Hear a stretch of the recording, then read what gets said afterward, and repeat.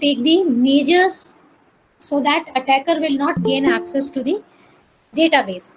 But attackers are using different techniques to reach to data. So this is one of the technique that is known as SQL injection that I'm going to demonstrate today. So if you all have set up DBWA in your systems, you can execute all those commands with me as well. So I have prepared a step-by-step process to plan the SQL injection. Few queries also I have mentioned in the text file. So that I will be sharing with Tariq sir. So he will share that file with every one of you so that later on also you can practice those things. So let me start the application. First of all, I'm going to share my screen with you all. Yes, so I hope that my screen is now visible to you. So please confirm that. Any one of you, any student? I hope that, yeah, okay, sir. Okay, so what I'm going to do is first I'm going to start my server because we know that if we are working on a web application, we need to have a server through which we are sending a request, and in response, server is sending us the result of the request which we are sending. So I've just started the server. Now I'm going to start the application. So for that, this is the local host, and if you all are remember, I have demonstrated also that where I have stored. So in the XAMPP folder, we have this htdocs, and htdocs we have this application DBWA, which we are going to use for understanding the SQL injection attack. So I'm going to open this DBWA. So I'm going over here, localhost, and I'm going to write DBWA. So I'm able to reach to this page where I need to enter the username and password. So when I have to log in, so once I will log in, I will be able to see this page, which is having all the attack vectors which I can practice. Here, for practicing the attacks, if you all remember, we discussed that we have to make the security level as low so that we can learn these attacks. And with the help of these attacks, we can understand that how the scenario is working and how important it is for us to work on a secure coding mechanism so that we can be safe from such attacks which are happening. So today, as I discussed, that we are going to start with the SQL injection attack. So what happen is most of the time we see such text box and the submit button on the certain web applications where we want to search something, where we want to submit something. So what happen is, let's say I'm entering something over here. So I'm entering 1. So I know that user ID is there in the table.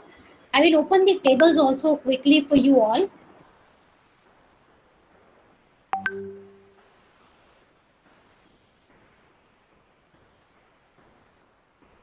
Yes, so just look at the screen. This is the PHP admin screen, which is having the details about the database which are required for this DBWA application. So if you see this DBWA, this is main database where all the tables are created. So in this we have two tables. One is the users table and another one is guest book table, right? So I think that you all can see this table. I hope that you all have worked on the database also. So here we know that we have all the, and if we have any query, we can write the query on this table. So we can write select star from users, right? And if we are going to do this, so we can run this query also. And when we run this query, we will get the results over here. So we can see the results which are coming over here. We can also do the modifications in the SQL where we can have certain conditions where ID is equal to, we can mention that what ID we want. Let's say ID is equal to 1. So such queries also we can write where we have the IDs which we can mention or the fields which we can mention. Okay, the field name is user underscore ID. That's why it was giving the error to me.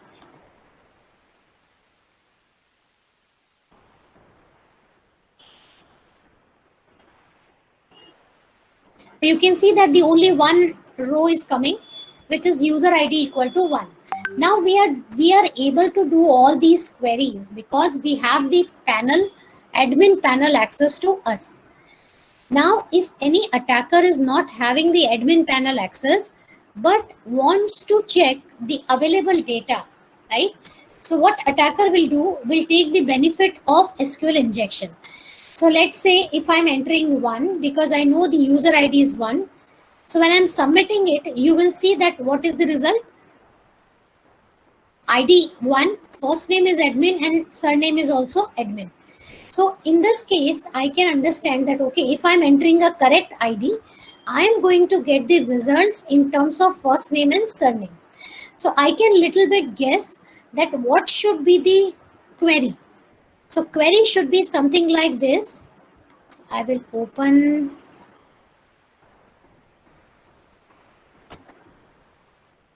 So my query should be something like this. What I will do is, in this only, I will show you.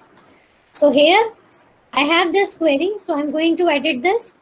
So if I'm going to write the 2 column names, which are first name and last name. So what I'm going to do is I'm going to modify this.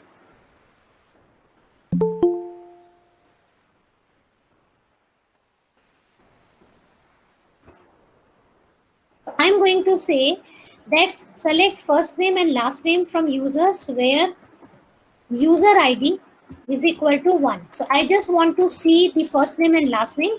So I'm going to execute this, and now if you see, I can only check the first name and last name. So my query is giving the results in this manner. So if you compare this result with this screen, you can see that, okay, this is the query on which I'm working. So my query should be something like this. Select. Okay, I have already written this query, so I'll just show you. So this is the query. I'm just going to highlight this. I'm going to increase the font size also, because yesterday I've seen that we face certain problems in the font size. So today I've tried to make it little better, little more visible to you all. So this is the query which we have. Now how to check that this website is vulnerable for the SQL injection? So for that, what you can do is you can write a single code and then you can submit. If you receive such error, and if you see in the address bar, the address bar is telling you about question mark ID is equal to something and submit. So this is basically representation of this. So if you see this particular statement, it means the method is get. So that's why we are able to see the entire string. So now we have seen that the message is also coming. So it means I can perform certain operations in that, and then I can work on the queries through which I can reach to the database which is available over here in the admin area, right? So what I'm going to do is I'm going to write few queries which I have already listed so that you can take this understanding very easily, and it will be easy for you to interpret and understand. So what is happening in the queries is, if we just take a look on that, select star from users where user ID is equal to, let's say, 2. So if my where condition is true, in that case, this query will be executed. If this where condition is not true, the query will not be executed. So let's say I'm entering 9. So when I'm executing this, you will see there is no record which is coming because user ID 9 is not available in the database. And if we are writing a wrong request or if query is not correct, again, we are not able to see the results. So what we need to take care is when we are writing any query string over here, because now we can identify the string. So now let's say I'm writing a string, something like this. So this string is saying, I have added this example over here also, where user ID is equal to %. So what is the meaning of %? Which can be anything.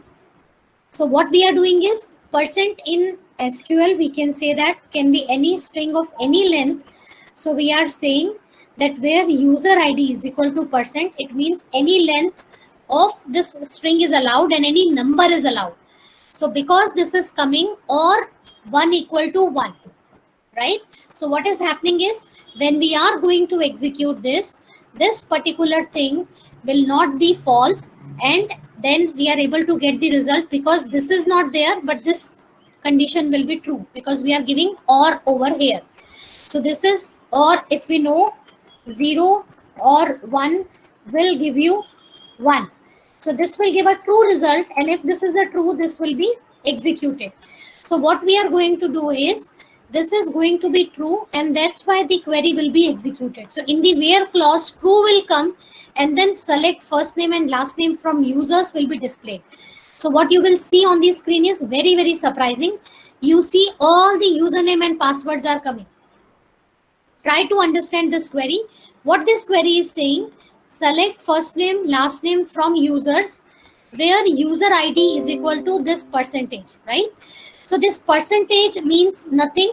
So what we are going to do is, this particular thing will be false, but we have or. So this or will be true.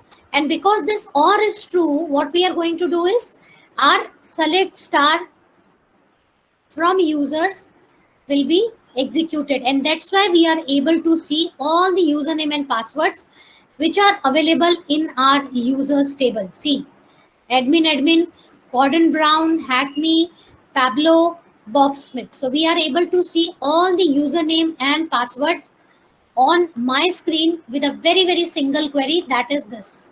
So for all the IDs, this is going to display the results. Now let's say I want to check the database version, right? So to know the database version on which the DBW application is running, now what we have to do is, we have to write this query. So these are the few SQL queries which are there. Once you practice these queries, you can also create your queries for your requirement. So I'm going to copy this and I'm going to paste this to show you the power of this query. So if you see what is coming, it is showing me the version, that is 10.4.19 MariaDB. So this is the version of my database on which this DBW application is running on. So I can get the basics of the database version. Now, if I want to check the database users, so who is executing the PHP code, what I can do is, again, I can fire this query. Yahan par I have added the version. Now I'm going to use the user in this query. So very simple query. I'm going to copy and paste it over here. So you see all the users which are there, and this is the user who is able to access, because root user is the user who is able to access the PHP admin thing. So root and blank, if you remember, I will show you once again from where I can show you. Yes, I can show you from this. If you remember, in the config we work, and in one lecture I have explained you also that how we can work on these things. If you see this, so if you see over here, DB user root and then the password. So here the password is blank and user is root, who is having the access to work on your database. So that particular root name also we receive from this query which we have written. And what is the query? The query is select star from users where user ID is equal to % or 0,0 union select null comma user. So we are selecting this and we are able to check the database user. Now all the tables which are there in the database schema, that also we can extract from the SQL injection. We are injecting our SQL in the existing SQL query. So initially the SQL query is this. This is the SQL query which were there.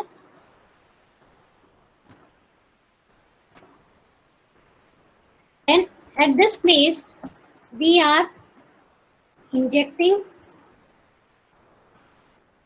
SQL queries. So please remember that we are entering This is the original query which is there in the system, in the application, and here we are injecting our SQL query from the text box which is available and which is not very secure. So now if you see, if we want to display all tables in the information schema, I'm going to select this, and if I'll show you this, again you will see the amazing results. All the tables which are available, you will see those things: events, global structure, key cache, and we will get the, so you will see that users table is also available over here, and we have guest book also which is available over here. So we got these details from this particular query. All these information you can find, all the tables which is available in this information schema is available to you. And I think we can modify this also.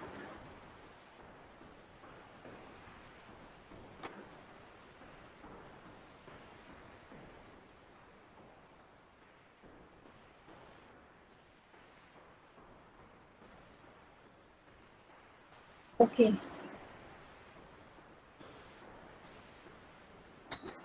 Some other name is there that we can check. So this is how you can display table from the information schema. Now, if you want to display all the user tables in the information schema, right? So what we can do is, where table name like user percentage, because we want to check all the tables which starts with username.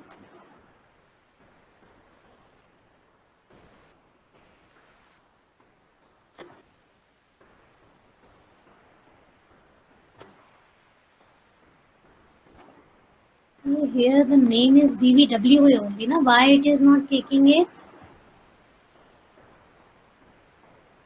DVWA tables. Okay. Understood that.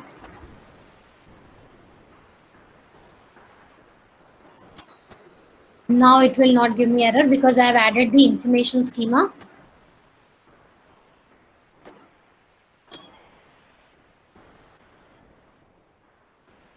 So if you see, all the tables which have user is printed. So attacker can try various techniques to list the details which are there in the database, because what's inside the database is not clear to the attacker, but attacker is trying various queries to find out the details which are available. Now I will show you one very interesting query. I can display all the fields which are there in the user table. So I am going to select this.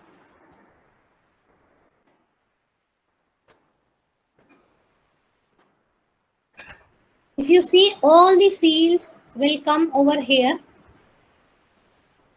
in this specific list.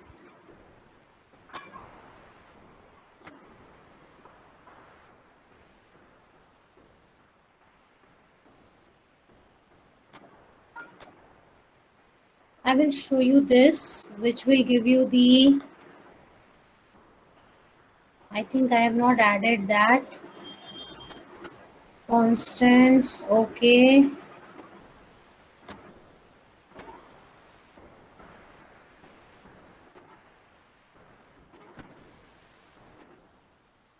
If you see this particular thing, this is the query to display all the details which is there in your table. Now see, very interesting thing. First name, then you have a last name, then you have a user, and then you have a password. Now this is your password, and you all know that whenever you are registering with the website, you are creating your username and password, the hash value of password is same. Now hash value is created with the help of some mathematical function. So MD5 algorithm is used to generate the hash value, and in all the databases, hash value is stored. If you see in this table, the password is not stored as a clear text because we want to save our database from the attackers. We don't want our data to be hacked from anyone. So here, the attacker is having access to the hash of the password. Now, if you want to reverse this, if you want to find a clear text of it, because we know that this is not a proper security which is available. So I'm going to decrypt this password. So I'm going to use an online tool for decrypting it. We can give a hash value and we can decrypt it. It's showing me a lot of things to do. I will open this particular thing and I'm going to enter my hash value. I'm going to decrypt it. So when you decrypt it, you can see that it is a password. And we know that admin user is having password as a password, right? So this particular user is also having certain password. This is also having certain password.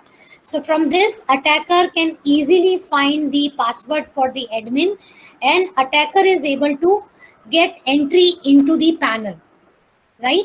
So I hope that you understood that how SQL injection is important.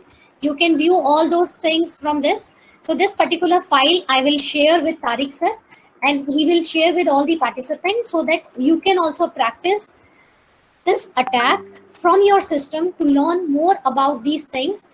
Because if you understand this query, you can write and modify the query from your side as per your requirement to understand more.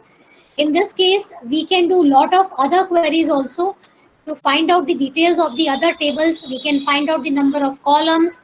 We can even find out the username as we have seen. So a lot of things we can find out in this. And with the help of the other tools, we can find out the actual password of this. So I request all the participants to set up the DVWA on their systems, Bubsuit in their systems, to understand the basic fundamentals of these attacks, because these are the attacks which are most common: brute force, command injection, file inclusion, file upload, insecure captcha. So in the next lecture, I will try to share the insecure captcha and the other attacks with you all, like XXS stored. So this particular thing I have stored in the guest book. That's why this particular message is coming. So I will show you that. If you go in this particular guest book, so this is the script which I have added. So you can also add your script which will be stored in the database. So that I will show you in the next lecture, because